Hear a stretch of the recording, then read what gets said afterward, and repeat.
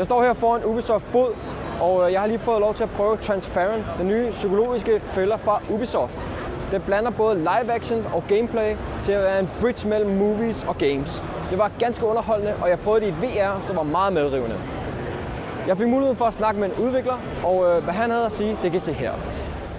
What is the setting of Transference? All right, so that's a super interesting question because Transference, the setting that you'll experience, is a multiplex house that people live in, but it's also a digital recreation created by a scientist obsessed with living forever. And at the same time, you're experiencing that setting through 3 different perspectives. So it's kind of a tough question because there's a lot that goes into even what you are actually in environmentally before you can even understand. I guess that's a bit of the mystery itself. How scary can we expect Transference to be? Is it a jump scare horror game, or is it more on the subtle mind game side? It is a psychological thriller. But for sure there's tension, there's build-up, but there's definitely emotional build-up. And we create and we play a lot with anticipation. Player doesn't know what's going to happen. Sometimes there's stuff that could scare the player, but we try to avoid the typical horror jump scares or the typical tropes.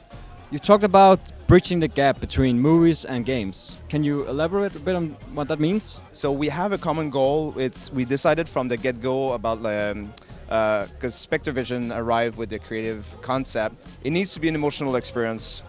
It needs to be about fear and empathy. So this is the creative guidance that they give us, and after that we try to translate that into video game. It's how we merge a game structure with a story film structure, and we try to make these 2 combine together. And since there's no other example, we try to create something new. And by doing we have workshops every weeks, we talk on Skype, we text each other to try to challenge each other's idea, to try to push it to have the best quality possible. This game is adapted for VR, but how big of a difference in experience can people expect to playing it non-VR? I think the game's interesting in that when we started to sort of build the game, it was built for VR initially from the ground up. So even conceptually with the story itself, we knew that it was a story that was going to take place, where someone was going to put on a helmet in their living room. How could we make that story real? How could we bring them sort of into this realm as someone who could accept that they're just in their living room with a helmet on?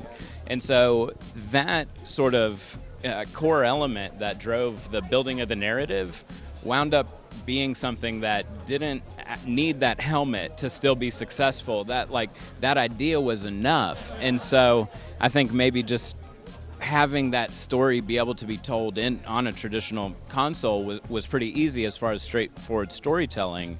In VR, for sure, it added to the immersion where when a character came really close and then expressing emotion toward you, at first your reptilian brain reacts. It's like, oh, am I safe? Because he's entering your space, he's entering your bubble.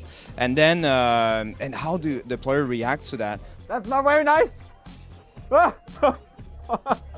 Or if you're playing in non-VR, if you feel stress and tension, yeah, you could just look around. It's like, oh, I'm safe, I'm in my living room. But in VR, you look around, it's like there might be something right behind you. But definitely we wanted this game to be a really thrilling experience also in non-VR. Det var det nyeste spil, Transference fra Ubisoft. Ligner det noget for dig? Er det noget, du skal prøve? Skriv din mening i kommentarfeltet nedenunder, og så tak fordi du så med.